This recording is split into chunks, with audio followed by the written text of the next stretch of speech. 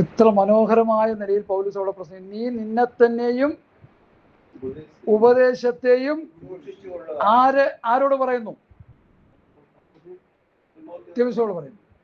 അപ്പോൾ പൗലോസിന്റെ അരുമ ശിഷ്യനായ തിമോഥെയോസോട് പറയുക, നീ നിന്നെ സൂക്ഷിക്കണം, ഉപദേശത്തെ സൂക്ഷിക്കണം. ഇന്നിപ്പോൾ ഉപദേശത്തെ സൂക്ഷിക്കുന്ന എത്ര പേരുണ്ട്? നിങ്ങൾ തിരുവെഴുത്തുകളെയും പീരയിട്ടോ തിരുവെഴുത്തുകളെയും ദൈവശക്തി അറിയായിയാൽ അപ്പൊ ഉപദേശത്തെ സൂക്ഷിക്കുന്ന എത്ര പേരുണ്ട്? എന്തെങ്കിലുമൊക്കെ വിളിച്ചു പറഞ്ഞ ഉപദേശമാവോ? ഈ രാഷ്ട്രീയക്കാര് അവർ വായിത്തോന്നൊക്കെ വിളിച്ചു പറയല്ലേ, നമുക്കറിയാം. അത് ഓരോരുത്തരും പറഞ്ഞ് ഈ ഇടയ്ക്ക് സുധാകരൻ എന്ന് പറഞ്ഞ, എൻ്റെ വിഷയമല്ല, ഒരു ഉദാഹരണമായിട്ട് പറയുന്നതേ ഉള്ളൂ. അദ്ദേഹം ഒരു പൊട്ടത്തരം വിളിച്ചു പറഞ്ഞു കഴിഞ്ഞപ്പോൾ കൂടെയുള്ള ലീഡേഴ്സ് എല്ലാം കൂടി എന്ത് ചെയ്തു? ഈ ഈ ഈ ഉപ്പനെ കാക്ക കൊത്തുന്ന പോലെ എല്ലാവരും കൂടി ഇട്ട് പുള്ളിയെ കൊത്തി. പറഞ്ഞത് തെറ്റ്, പറഞ്ഞത് പോഷത്വം. അവസാനം പുള്ളി എന്ത് ചെയ്യുന്നറിയോ? ഒരു നാക്കുപഴ വന്നുപോയി എന്ന് പറഞ്ഞ് അവിടെ നിന്ന് രക്ഷപ്പെട്ടു. നമുക്ക് രക്ഷപ്പെടാൻ പറ്റുമോ? സത്യവചനത്തെ യഥാർത്ഥമായി പ്രസംഗിക്കാതെ വളച്ചൊടിച്ച് പ്രസംഗിച്ചിട്ട് സ്വർഗീയ കോടതിയുടെ മുൻപാകെ കുറ്റക്കാരനായി നിന്നാൽ നമ്മൾ രക്ഷപ്പെടുമോ? അതാവിടുത്തെ ശിക്ഷാവിധിക്ക് യോഗ്യരായി മാറും. തിരുവെഴുത്തുകളെയും ദൈവശക്തിയെയും അറിയായികയാൽ തെറ്റിപ്പോകും. ദൈവമക്കളെ, ഈ ഒന്നാമത്തെ ക്ലാസ്സിൽ എനിക്ക് നിങ്ങളോട് പറയാൻ വേറെ ഒന്നുമല്ല. ഈ വചനത്തിന്റെ ചില വ്യവസ്ഥകൾ ഞാൻ നിങ്ങളുടെ മുമ്പിൽ ഷെയർ ചെയ്യുക. പുതിയ നിയമസഭ എവിടെ രൂപം കൊണ്ടു? പുതിയ നിയമസഭയുടെ ഉപദേശം എന്താ? പുതിയ നിയമസഭയുടെ ഉപദേശ തത്വ സംഹിതകൾ എന്തൊക്കെ? ഏതാണ് നമ്മൾ ഇന്ന് ശോധന ചെയ്യുന്നത്? അതെവിടെ എഴുതിയിരിക്കുന്നത്? നാം പുതിയ നിയമസഭയാണ്. സഭയുടെ ആവിർഭാവം എവിടെ? പുതിയ നിയമസഭയുടെ പ്രമാണം എന്ത്? ഈ 3 കാര്യങ്ങളാണ് നമ്മൾ പഠിച്ചുകൊണ്ടിരിക്കുന്നത്. അതിൽപ്പെട്ട കാര്യങ്ങളാ. നീ നിന്നെ സൂക്ഷിക്കുക, ഉപദേശത്തെ സൂക്ഷിക്കുക. അങ്ങനെ ചെയ്താൽ നീ നിന്നെയും നിന്റെ പ്രസംഗം കേൾക്കുന്നവരെയും പറഞ്ഞോ രക്ഷിക്കും. ഇല്ലെങ്കിൽ നിനക്കും ഇല്ല രക്ഷ, നിന്റെ പ്രസംഗം കേൾക്കുന്നവർക്കും ഇല്ല രക്ഷ. അതായിരിക്കും എൻ്റെ ശരിയാ മറുപടി. ശിക്ഷിക്കുന്നുള്ള കാര്യം ഉറപ്പാ. ഇവിടെ നിനക്ക് രക്ഷയില്ല. പത്രോസിന് അല്ല, തിമോഥെയോസേ നിനക്ക് രക്ഷയില്ല. നിന്റെ കഞ്ഞൂടി നടക്കും, കുട്ടികളെ പഠിപ്പിക്കും, കാറ് മേടിക്കും, ലോറി മേടിക്കും, കാര്യങ്ങളെല്ലാം നടക്കും. പക്ഷേ നിനക്ക് ആത്മരക്ഷയില്ലാതായി. നിങ്ങൾ തിരുവെഴുത്തുകളെയും ദൈവശക്തിയും അറിയായികയാൽ തെറ്റിപ്പോ. എന്നെ കേൾക്കുന്ന പ്രിയപ്പെട്ടവരെ, അതുകൊണ്ട് കർത്താവും തൻ്റെ ശിഷ്യന്മാരും സഭയെ പഠിപ്പിച്ച പഠനത്തിൻ്റെ ശരിയായ പ്രോപ്പർ ചാനലിലുള്ള പഠനമാണ് ഇന്ന് പൽക്കാലം എനിക്ക് നിങ്ങളോട് പറയാനുള്ളത്. മറ്റൊന്നും എനിക്ക് പറയാനില്ല. അവർ പഠിപ്പിച്ച പഠനം എല്ലാ സഭകൾക്കും അനുഗ്രഹമായി. ഇന്നലെ ഞാൻ തെസ്സലോനിക്ക ലേഖനം ഞങ്ങളുടെ വീട്ടിൽ ശിക്ഷിച്ച സമയത്ത് തെസ്സലോനിക്ക ലേഖനത്തിലെ ഒരു വാക്യം എന്നെ വല്ലാതെ എടുത്ത് കുടഞ്ഞു കളഞ്ഞു. ഞാൻ 1 തെസ്സലോനി 5-ാം അധ്യായത്തിൻ്റെ അവസാന വാക്യം ഒന്ന് വായിച്ചേ. 1 തെസ്സലോനി 5-ാം അധ്യായത്തിൻ്റെ അവസാന വാക്യം. സകല സഹോദരന്മാരെയും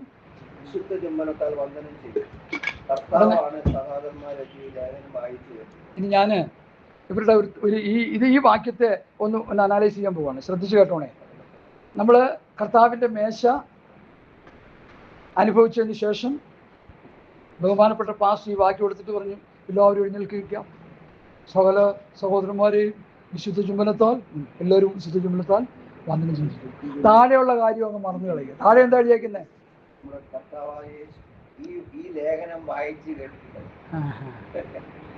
അവിടെ പോയില്ലേ? അത് എങ്ങനെ എഴുതിയേക്കുന്നേ? അതെ, സകല സഹോദരന്മാരെയും വന്ദനം ചെയ്യുവിൻ, കർത്താവാണ്. അപ്പൊ അത് ആണയിട്ട് പറയല്ലേ പാസ്റ്ററെ? ആണയിട്ട് പറയുന്നത് വിട്ടു കളഞ്ഞിട്ട് വിശുദ്ധ ചുംബനത്തിന് വേണ്ടി നമ്മൾ വാക്യം വായിക്കുക. നിങ്ങൾ തിരുവെഴുത്തുകളെയും അറിയായികയാൽ തെറ്റിപ്പോകും. തിരുവെഴുത്ത് അറിയേണ്ട പോലെ അറിയണം. ഒന്ന് കൊലോസ്യർ 4:16 വായിച്ചു കൊടുത്തേ. സ്തോത്രം. ഈ ലേഖനം വായിച്ചതിനു ശേഷം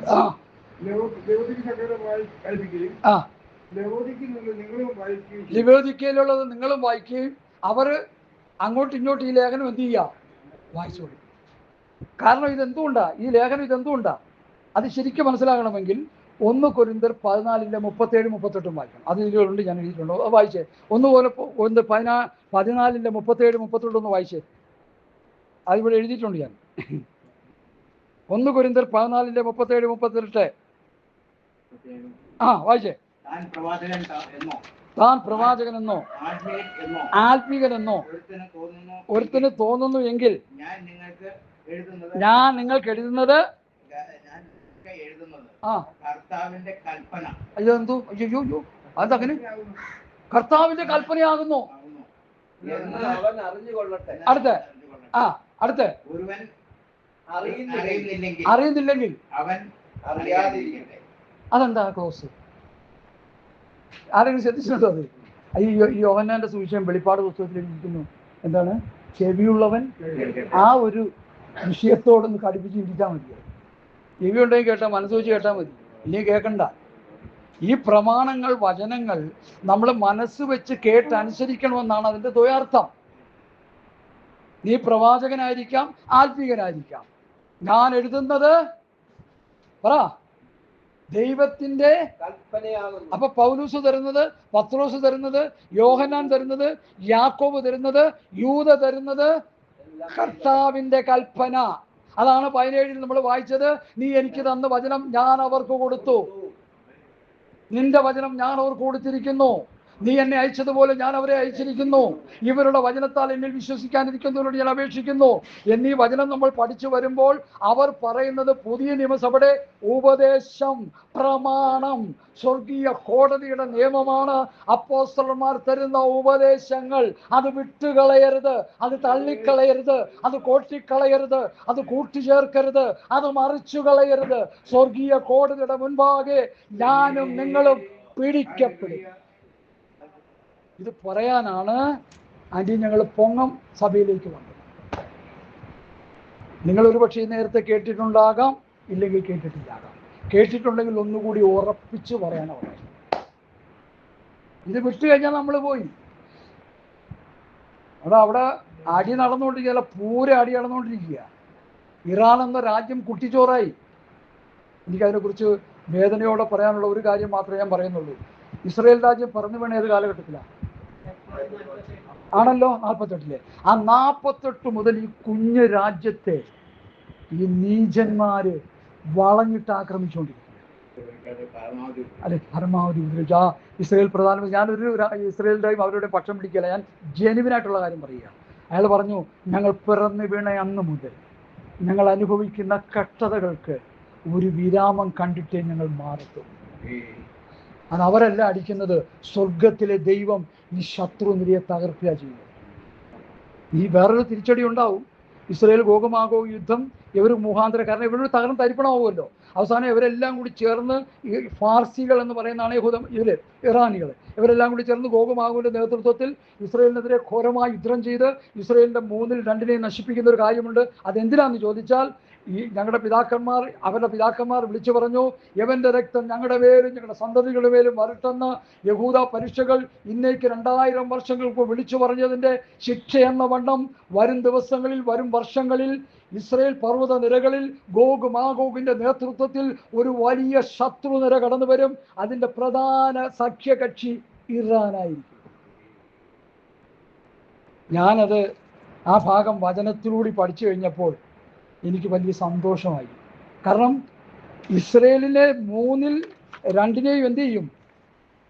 നശിപ്പിക്കും. പക്ഷേ യെഹെസ്കേൽ പ്രവാചകന്റെ പുസ്തകം എടുത്ത് വായിക്കാൻ സമയമില്ല.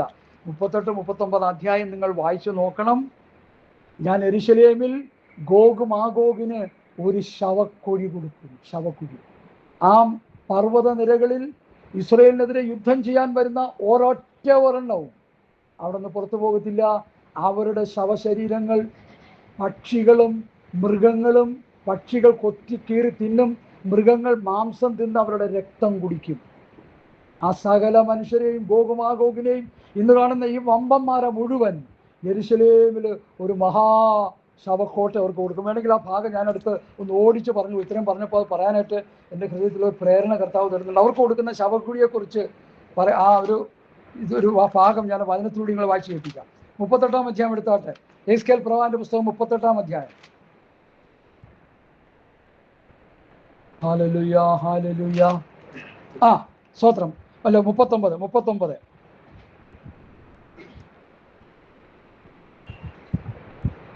11-ാം വാക്യം ഞാൻ വായിക്കണോ?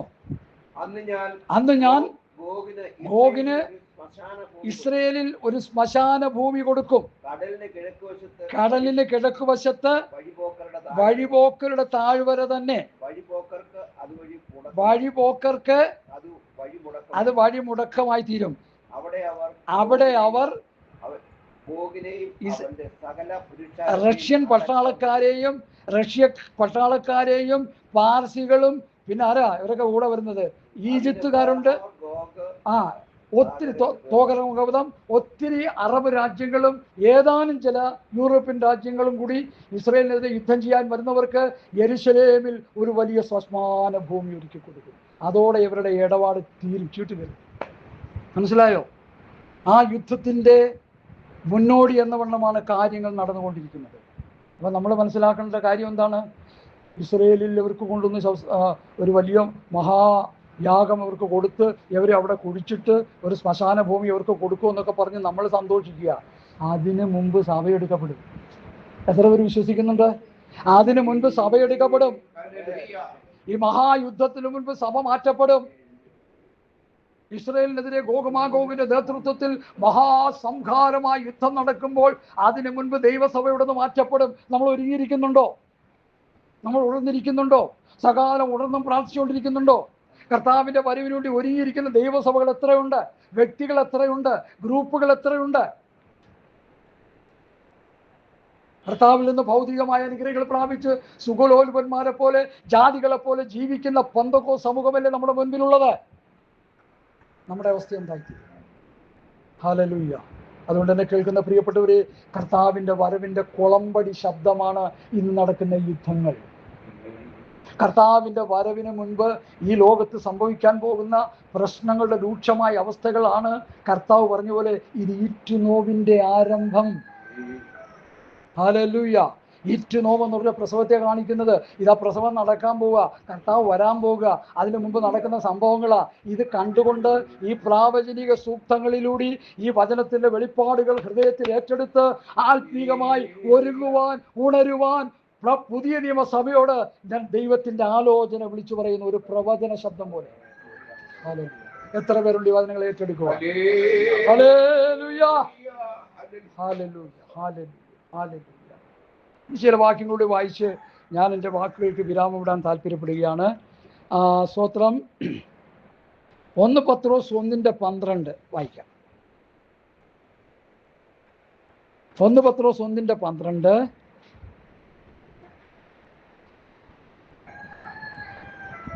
ഈ അപ്പോസ്തലന്മാർ പറഞ്ഞ ഉപദേശത്തിന്റെ ഒരു മറുവശമാണ് അവിടെ എഴുതിയിരിക്കുന്നത്. വായിച്ചാട്ടെ. വെളിപ്പെട്ടു. സ്വർഗത്തിൽ നിന്ന് അയച്ച പരിശുദ്ധാത്മാവിനാൽ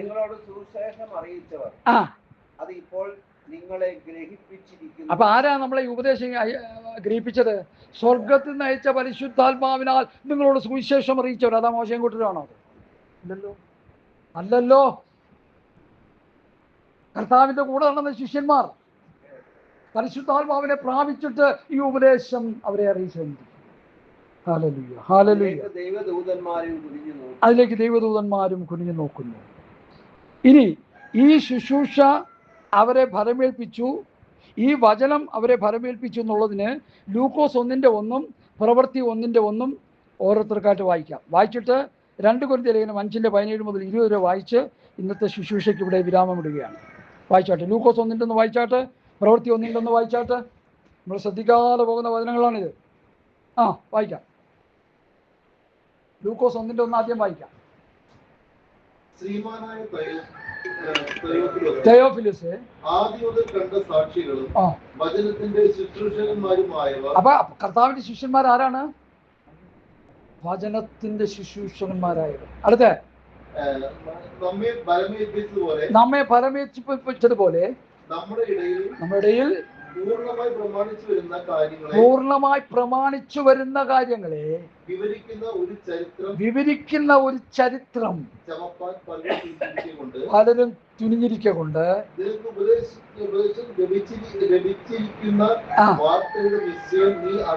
അറിയേണ്ടതിന് അത് ക്രമമായി എഴുതുന്നത് നന്നെന്ന് ആദ്യം മുതൽ സകലവും സൂക്ഷ്മമായി പരിശോധിച്ചിട്ട് എനിക്കും തോന്നിയിട്ടുണ്ട്. അതില് ഞാൻ അത് മനസ്സിലാക്കിയതാണ്. കർത്താവ് ഇവരുടെ കൂടെ നടന്ന് പഠിപ്പിച്ച സമയത്ത് ഇവർ ലെക്ചറിലോട്ട് എഴുതും, നമ്മളിപ്പോൾ എഴുതി വെക്കുന്നില്ലേ? അതുപോലെ ചെയ്യുമ്പോൾ അപ്പോൾ ഇവിടെ ലൂക്കോസ് പറയാണ്, ഇത് ക്രമമായി പരിശോധിച്ചിട്ട് ഒരു ചരിത്രം നിങ്ങൾക്ക് എഴുതി വെക്കണം. ദാറ്റ് ഈസ് ലൂക്കോസിന്റെ സുവിശേഷം. സൂക്ഷ്മമായി പരിശോധിച്ചു. അവിടെ ഇവിടെ വല്ലവരും പറഞ്ഞ കേട്ട് കുറിച്ചു വെക്കുകയല്ല. കർത്താവ് പറഞ്ഞ വചനത്തിന്റെ വെളിപ്പാടുകൾ അവർ സൂക്ഷ്മമായി എഴുതി വെച്ചത് കുറിച്ച് നോക്കി ഒരു ചരിത്രമായി എഴുതി നമ്മുടെ മുമ്പിൽ തന്നു. അല്ല, പ്രമാണമാണത്, അത് വ്യവസ്ഥയാണത്. നീ ബുക്ക് ഓഫ് ആക്സിന്റെ ഒന്നും പറയുന്നത് എന്താന്ന് നോക്കാം, വായിച്ചോട്ടെ. തിയോഫിലോസേ, ഞാൻ എഴുതിയ ഒന്നാമത്തെ ചരിത്രം യേശു തിരഞ്ഞെടുത്ത അപ്പോസ്തലന്മാർക്ക്, അത് ലൂക്കോസ് സുവിശേഷത്തെ കുറിച്ച് പറയുകയാണ്. അടുത്ത പരിശുദ്ധാത്മാവിന് കൽപ്പന കൊടുത്തിട്ട് ആരോഹണം ചെയ്ത നാൾ വരെ അവൻ ചെയ്തും ഉപദേശിച്ചു തുടങ്ങിയ സകലത്തെ കുറിച്ച് ആയിരുന്നു. അവൻ കഷ്ടം അനുഭവിച്ചു. മതി. ആ ഒന്നാം വാക്യം മാത്രം മതി. ഒന്നാം വാക്യം ഒന്നുകൂടി വായിക്കാം. ഒന്നാം വാക്യത്തിൽ വിഷയങ്ങളുണ്ട്, അതുകൊണ്ടാണ് പറയണേ. തിയോഫിലോസേ, ഞാൻ എഴുതിയ ഒന്നാമത്തെ ചരിത്രം യേശു തിരഞ്ഞെടുത്ത അപ്പോസ്തലന്മാർക്ക്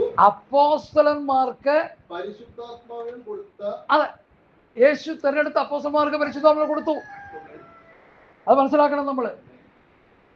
യേശു തിരഞ്ഞെടുത്ത അപ്പോസ്തലന്മാർക്ക് മാത്രമേ അത് കൊടുത്തിട്ടുള്ളൂ, വേറെ ആർക്കും കൊടുത്തിട്ടില്ല.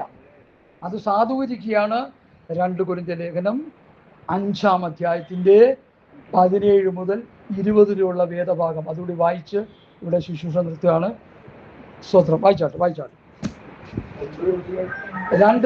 2 കൊരിന്ത്യർ 5:17 മുതൽ.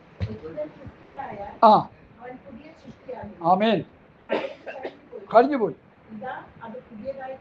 തീർന്നിരിക്കുന്നു. അടുത്ത് ആമേൻ. സ്തോത്രം. അവൻ എന്ന് പറയുമ്പോൾ ആരാ? പിതാവാം ദൈവം. ക്രിസ്തു മൂലം തന്നെ പിതാവിനോട് ധരിപ്പിച്ചു. അടുത്ത് അവിടെ നിൽക്കണേ സിസ്റ്റർ, അവിടെ നിൽക്കണേ. ഈ നിരപ്പിച്ച ശുശ്രൂഷ ആർക്കാ തന്നിരിക്കുന്നേ? ഞങ്ങൾക്ക്, അപ്പോസ്തലന്മാർ. അവര് പഠിപ്പിച്ചതുപോലെ ഞാനും നിങ്ങളും പഠിപ്പിച്ച നമുക്ക് എന്തുണ്ട്? അല്ലാതെ ഈ ഞണ്ടിന്റെ തള്ള പറയും, ഞണ്ടിന്റെ തള്ള കുഞ്ഞുങ്ങളെ നിങ്ങൾ നേരെ പോകണമെന്ന് പറഞ്ഞിട്ട് അഞ്ചാം കുഞ്ചാന്നും പറഞ്ഞ് അത് പോണ പോലെ പോയാൽ ഒരു ഗുണവും അതുകൊണ്ട് അവര് പറയുന്ന പോലെ, അവര് പഠിപ്പിക്കുന്നത് പോലെ, അവരുടെ ഉപദേശത്തിന്റെ രീതികൾ ഒരു പുള്ളി പോലും മാറ്റപ്പെടാതെ അത് പ്രസംഗിച്ചു കൊണ്ടിരുന്നാൽ ആ വചനം നമ്മെ ദൈവം പരമേൽപ്പിച്ചിരിക്കുക. വചനം ഞങ്ങളൊക്കെ പരമേൽപ്പിച്ചിരിക്കുന്നു. അടുത്ത ഭാഗം. ദൈവം ലോകത്തിന് ലംഘനങ്ങളെ കണക്കിടാതെ ക്രിസ്തുവിനാൽ നിരപ്പിച്ചു പോന്നു. ഈ നിരപ്പിന്റെ വചനം ഞങ്ങളുടെ പക്കൽ പരമേൽപ്പിച്ചിരിക്കുന്നു. ഇത് ശ്രദ്ധിച്ചേ, ഈ 2 വാക്യങ്ങളൊന്ന് പ്രത്യേകം ശ്രദ്ധിച്ചേ. നിരപ്പിന്റെ ശുശ്രൂഷ ഞങ്ങൾക്ക്, നിരപ്പിന്റെ വചനം ഞങ്ങൾക്ക്. മറ്റാർക്കും ഇല്ലേ? ഞങ്ങളുടെ മക്കളെ പറയുമ്പോൾ വേറെ ആർക്കും ഇല്ല ഇത്. ഇപ്പൊ നമ്മൾ അവരുടെ ഡിഗ്രി നോക്കുക. എന്താ ഡിഗ്രി? അയ്യോ, പത്രോസിന് MTH ഇല്ല, BTH ഇല്ല, പിന്നെ MD ഇല്ല. MD കുറച്ചുകൂടി ഹയ്യ. ഞാനിത് കുറെ ഡിഗ്രി ചെയ്ത ആളാണ് കേട്ടോ, ഞാൻ കുറഞ്ഞ ആളൊന്നുമല്ല, നിങ്ങൾ അങ്ങനെ ചിന്തിക്കണ്ട. ഭാവി കോളേജിൽ കിടന്ന് തലകുത്തി മറിഞ്ഞ ആളാണ്. പക്ഷെ അവിടെ ഒന്നും വചനം കിട്ടിയില്ല. സംഭവം കുറെ ഔട്ട്ലൈനൊക്കെ കിട്ടി. വേദപുസ്തകത്തെ കുറിച്ച് ആരോട് ചൊല്ലി, എന്തിനെഴുതി, മോശം എഴുതി, അതെഴുതി, ഇതെഴുതി, മോശയുടെ അമ്മായിപ്പനേത്, അളിയനേത്, മറ്റേ മറിച്ചതൊക്കെ ഇഷ്ടം പോലെ അറിയാം. പക്ഷെ അതുകൊണ്ടൊന്നും കാര്യമില്ല. നമുക്ക് സ്വർഗത്ത് പോകണമെങ്കിൽ അതിനുള്ള വചന വെളിപ്പാട് കർത്താവിൽ നിന്ന് പ്രാപിക്കണം. അങ്ങനെ പ്രാപിച്ച ഒരു ചെറിയ മനുഷ്യനാണ് ഞാൻ. അത് കർത്താവിൻ്റെ ദാസന്മാരിൽ നിന്ന് നമുക്ക് കിട്ടത്തുള്ളൂ. നമുക്ക് ഡയറക്റ്റായിട്ട് കെട്ടിയിറക്കി തരത്തൊന്നുമില്ല. അതിന് ഞാൻ സാധാരണ പറയുന്നത്, ജാതികൾക്ക് രക്ഷയില്ലെന്ന് വിശ്വസിച്ചിരുന്ന ഒരു ശിഷ്യനായിരുന്നു ആര്? പത്രോസ്. ഈ ചിന്താഗതി മാറ്റാനായിട്ട് ദൈവം അവൻ എന്ത് ചെയ്തു? ഒരു തുപ്പട്ടി ഇറക്കി കൊടുത്തു. തുപ്പട്ടി ഇറക്കി കൊടുത്തപ്പോൾ ആ തുപ്പട്ടിയിൽ നോക്കി അതിൻ്റെ സകലമാന എല്ലാം ഇങ്ങോട്ട് സകലം അർത്ഥമില്ല, ഒരിക്കലും പാടില്ല, ഞാൻ യഹൂദൻ തിന്നത്തില്ല. ദൈവം വിശുദ്ധീകരിച്ചതിനെ നീ അശുദ്ധനെന്ന് അപ്പോൾ മനസ്സിലായി. കൊർന്നല്യോസിന്റെ ഭവനത്തിൽ വന്ന് പ്രസംഗിച്ചു കഴിഞ്ഞപ്പോൾ മനസ്സിലായി, ജാതികൾ രക്ഷിക്കപ്പെട്ടപ്പോൾ മനസ്സിലായി, ഞാൻ കണ്ട തുപ്പട്ടിയാണിത്. ഇപ്പം നമുക്ക് തുപ്പട്ടി ഇറക്കി തരണമെന്ന് പറഞ്ഞാൽ, എൻ്റെ പ്രസംഗ ഭാഷ ക്ഷമിക്കണം, നമുക്ക് ശവപ്പട്ടി തരും കർത്താവ്. ആ തുപ്പട്ടിയിൽ നിന്നുള്ള അർത്ഥം നമ്മൾ മനസ്സിലാക്കണം. പത്രോസിനെ അത് പഠിപ്പിച്ചെങ്കിൽ സകല ജാതികൾക്കും രക്ഷ യേശു ക്രിസ്തുവിലൂടെയാണ്. നാം ക്രിസ്തുവിന്റെ കൂട്ടവകാശികൾ, ഏക ശരീരസ്ഥർ, വാഗ്ദത്തത്തിൽ പങ്കാളികൾ. എഫേസർ 3:6 വാക്യം കാണിക്കാം. വാക്യം ഒന്ന് വായിച്ചാട്ടെ. എഫേസർ 3:6, എബ്രായർ 1:1 എടുത്ത് വായിച്ചാട്ടെ. അപ്പൊ വചനം ഞങ്ങൾക്ക്, ശുശ്രൂഷ ഞങ്ങൾക്ക്. ജാതികൾ സുവിശേഷത്താൽ യേശുക്രിസ്തുവിന്റെ കൂട്ടവകാശികളും ഏക ശരീരസ്ഥരും വാഗ്ദത്തത്തിൽ പങ്കാളികൾ. യഹൂദനെ കുറിച്ചല്ല ഇവിടെ പറയുന്നത്, ജാതികൾ. യഹൂദ ജാതി കഴിഞ്ഞാൽ ആയിരക്കണക്കിന് ജാതി ഈ ഭൂപ്പരപ്പിലുണ്ട്. അവർക്ക് മുഴുവൻ രക്ഷകൻ യേശുക്രിസ്തുവാണ്. അവരുടെ മുഴുവൻ പ്രമാണം അപ്പോസ്തലന്മാർ വാക്കിനാൽ ലേഖനത്താൽ തന്നതാണ്. അതിനെ ആർക്കും തെറ്റിക്കാൻ പാടില്ല. എബ്രായർ 1-ാം അധ്യായം 1-ന്റെ വാക്യം നമുക്ക് കാണാതറിയാമല്ലോ. പണ്ട് ഭാഗമായിട്ട് അരുളി ചെയ്തിട്ട് ഈ അന്ത്യകാലത്ത് പുത്രൻ മുഖാന്തരം നമ്മോട് അരുളി എന്ന് പറയാൻ എന്നോട് നിന്നോട് അരുളി ചെയ്തോ? ഇല്ല. അവരിലൂടി നമ്മുടെ ഡൽഹിയിൽ ഒരു US ഒരു അംബാസഡർ ഇരിപ്പുണ്ട്. US സെനറ്റിൽ എവിടെ എടുക്കുന്ന തീരുമാനങ്ങൾ ഡിക്ലെയർ ചെയ്യുന്നത് ഈ അംബാസഡറാണ്. അതുപോലെ നമ്മുടെ ഒരു അംബാസഡർ ന്യൂയോർക്കിൽ ഇരിപ്പുണ്ട്. ഏതാ ക്യാപിറ്റൽ എന്ന് വെച്ചാൽ അവിടെ ഓരോരോ രാജ്യങ്ങളുടെ ക്യാപിറ്റൽ അവിടെ ഒരു ഇരിപ്പുണ്ട്. നമ്മൾ ഇവിടെ എടുക്കുന്ന തീരുമാനങ്ങൾ അവരാണ് അവിടെ ഡിക്ലെയർ ചെയ്യുന്നത്. എന്നുപോലെ സ്വർഗീയ കോടതി പുതിയ നിയമസഭയ്ക്ക് എടുത്തിരിക്കുന്ന പ്രമാണങ്ങൾ അപ്പോസ്തലന്മാരിൽ കൂടിയാണ് കർത്താവ് ഡിക്ലെയർ ചെയ്തിരിക്കുന്നത്. നമ്മളതെടുത്ത് തോട്ടിൽ കളഞ്ഞിരിക്കുന്നു എന്നാണ് ഞാൻ പറഞ്ഞുകൊണ്ടിരിക്കുന്നത്. ആ പ്രമാണത്തെ കുലങ്കുഷമായി ദൈവസന്നിധിയിൽ നിന്ന് വായിച്ച് പഠിച്ച് ധ്യാനിച്ച് അത് പ്രസംഗിച്ചില്ലെങ്കിൽ നിങ്ങൾ തിരുവഴുത്തുകളെയും ദൈവശക്തിയും അറിയാതെ തെറ്റിപ്പോകുന്ന സമൂഹമായി നമ്മൾ മാറിപ്പോകും. അത് സംഭവിക്കാൻ പാടില്ല. അതുകൊണ്ട് 2 കൊരിന്ത്യർ 5:17 മുതൽ 20-ാം വാക്യം നമ്മൾ വായിച്ചില്ലല്ലോ. 20-ൽ എന്താ എഴുതിയിരിക്കുന്നത്? ക്രിസ്തുവിന് വേണ്ടി സ്ഥാനാപതി അംബാസഡർ ദൈവത്തോട് നിരന്നുകൊള്ളുകയും കർത്താവിന് പകരം അവരപേക്ഷിക്കുക കർത്താവിന് പകരം അവരെ വരവേൽപ്പിച്ചിരിക്കുക. യോഹന്നാന്റെ സുവിശേഷം 17-ാം അധ്യായം 1 മുതൽ 20 വരെ നിർബന്ധമായിട്ട് വായിച്ചു പഠിച്ചോണം. അതിലെ പറയുന്നത് അവരെ, അവരുടെ, അവർക്ക് എന്ന പദം എത്ര പ്രാവശ്യം ഉണ്ടെന്നാ വിചാരിക്കുന്നത്? 17-ാം അധ്യായം വല്ലതും കൗണ്ട് ചെയ്തിട്ടുണ്ടോ? അതിൽ ഞാനത് കൗണ്ട് ചെയ്തു. 42ഓളം പ്രാവശ്യം അപ്പോസ്തലന്മാരെ കുറിച്ച് പറഞ്ഞു. നീ ലോകത്തിൽ തന്നിട്ടുള്ളവർ, അവർ, അവരെ, അവരുടെ, അവർക്ക് എന്ന പദം അതാരെ കാണിക്കുന്നത്? അപ്പോസ്തലന്മാർ. എത്ര പ്രാവശ്യം? 42ഓളം പ്രാവശ്യം വാഴ്ത്തപ്പെട്ട കർത്താവ് അപ്പോസ്തലന്മാരെ എടുത്ത് പറയുക. അവരെ ഏൽപ്പിച്ചു. നമ്മളിപ്പോൾ എന്ത് ചെയ്യണം? അവരെ ഫലമേൽപ്പിച്ചത് എന്താണെന്ന് ഞങ്ങൾ വാക്കിനാലോ ലേഖനത്താലോ തന്ന ഈ പ്രമാണത്തിൽ മനോഹരമായ നിലയിൽ എഴുതി വെച്ചിട്ടുണ്ട്. അത് വായിച്ച് പഠിച്ച് അനുസരിച്ച് നമ്മുടെ ക്രിസ്ത്യ ജീവിതം മുന്നോട്ട് നയിച്ചാൽ നമുക്ക് കർത്താവിൻ്റെ വരവിൽ പോകാൻ യാതൊരു തടസ്സങ്ങളും കാണത്തില്ല. അതല്ലെങ്കിൽ പരുങ്ങലിലാണെന്ന് പറയാൻ എനിക്കൊരു മടിയുമില്ല. കാരണം ഞാനും അങ്ങനെ കുറച്ച് നാൾ പോയിക്കൊണ്ടിരുന്നവനാണ്. പക്ഷെ ഇത് മനസ്സിലാക്കി കഴിഞ്ഞ അന്ന് മുതൽ എന്ത് വില കൊടുത്തും ഈ പ്രമാണം അനുസരിച്ച് ജീവിച്ച് നിത്യതയ്ക്ക് വേണ്ടി ഒരുങ്ങുവാൻ ഞാൻ എന്നെ സമർപ്പിച്ചു കൊടുത്തൊരു മനുഷ്യനാണ്. ആ സന്ദേശം നിങ്ങളോട് പങ്കുവയ്ക്കുവാനാണ് ഈ പൊങ്ങം ദേശത്തേക്ക് സ്വർഗത്തിലെ ദൈവം ഞങ്ങളെ അയച്ചത്. അത് കർത്താവ് എനിക്ക് തന്ന കൃപയ്ക്കനുസരിച്ച് ഞാൻ നിങ്ങളോട് പറഞ്ഞു കളഞ്ഞു. ഈ വചനത്തിൻ്റെ മുൻപാകെ നമുക്ക് നമ്മെ തന്നെ സമർപ്പിച്ച് എല്ലാവർക്കും ഒന്ന് സ്വോത്രം ചെയ്യാം. എല്ലാവരും സ്വോത്രം ചെയ്താട്ടെ. എല്ലാവരും സ്വോത്രം ചെയ്താട്ടെ. കർത്താവെ എന്നെ വചനം പറഞ്ഞേൽപ്പിച്ചു. കർത്താവെ എനിക്ക് വചനം തന്നു. കർത്താവെ എന്നെ വചനം എന്നെ പറഞ്ഞു കേൾപ്പിച്ചു. ആ വചനത്തിന് മുൻപാകെ ഞാൻ എന്നെ സമർപ്പിക്കുന്നു. അതനുസരിക്കുവാൻ ഞാൻ എന്നെ സമർപ്പിക്കുന്നു. അതനുസരിച്ച് ശേഷമുള്ള ജീവിതം ഞാൻ നയിക്കുന്ന ഒരു തീരുമാനം ദൈവത്തോട് എടുക്കാൻ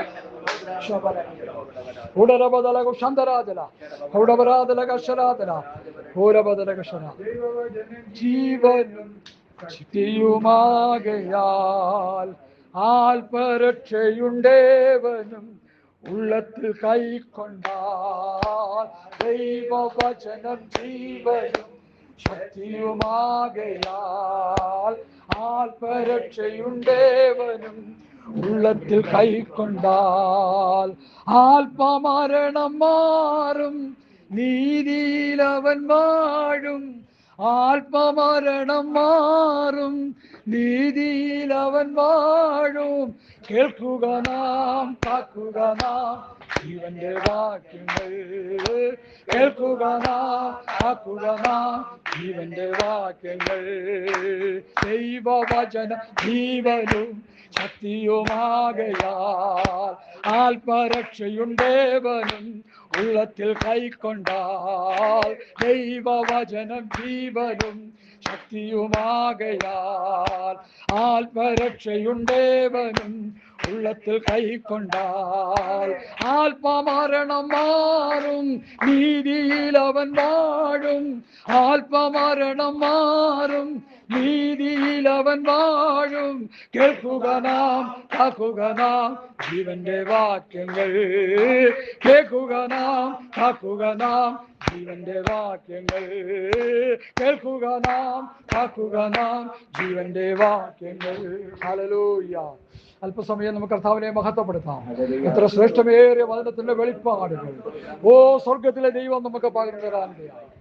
ഞാനിത് എത്ര പ്രാവശ്യം പറഞ്ഞെങ്കിലും ഇപ്പോഴും പിന്നെയും പറയുമ്പോൾ എൻ്റെ ഹൃദയം പിടച്ചു വികസിക്കുക. കാരണം എൻ്റെ പ്രത്യാശ എത്ര വലുതാണ്. അപ്പോസ്തലന്മാരുടെ ഉപദേശം കേട്ട് കൂട്ടായ്മയായിരിച്ച് പുതിയ നിമിഷം ഇവിടെ അംഗമായിരുന്ന് നിത്യതയ്ക്ക് വേണ്ടി ഒരുങ്ങുവാൻ ദൈവം എനിക്കൊരു ഭാഗ്യം തന്നല്ലോ എന്നോർത്ത് ഞാൻ ദൈവത്തിന് മഹത്വം കൊടുക്കുകയാണ്. ഹല്ലേലൂയ, ഹല്ലേലൂയ, ഹല്ലേലൂയ, ഹല്ലേലൂയ.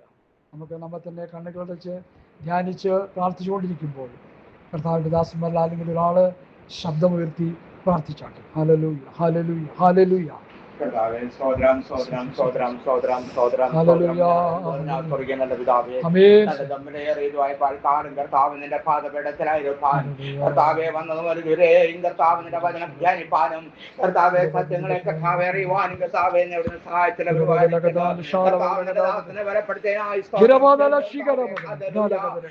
ദേശത്ത് കടന്നു വരുവാനും കർത്താവിൽ നിന്ന് അവരെ കൃപയ്ക്കാതെ നന്ദിയോടെ സ്തോത്രം ചെയ്യുന്നു. വീണ്ടും ഒരു പ്രാവശ്യം കൂടെ കടന്നു വരുവാനും കർത്താവെ ഹല്ലേലൂയ കർത്താവെ നീ അറിയിക്കുന്നുവെങ്കിൽ കർത്താവെ കടന്നു വരുവാൻ അടിനെ എവിടെ ഏൽപ്പിക്കുന്ന കർത്താവിന് കാലം കടന്നു പോകുന്നത് വലിയ അനുഗ്രഹത്തോടെ വലിയ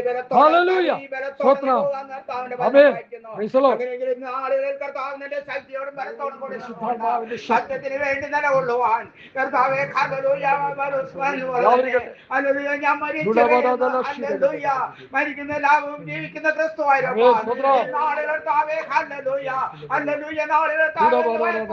മരിച്ചു വീഴുന്നുവെങ്കിൽ അത് നിങ്ങൾക്ക് വേണ്ടി മാത്രമായിരുപ്പാൻ ഈ നാളിൽ പൂർണ്ണമായി താഴ്ത്തിയേൽപ്പിക്കുന്നു.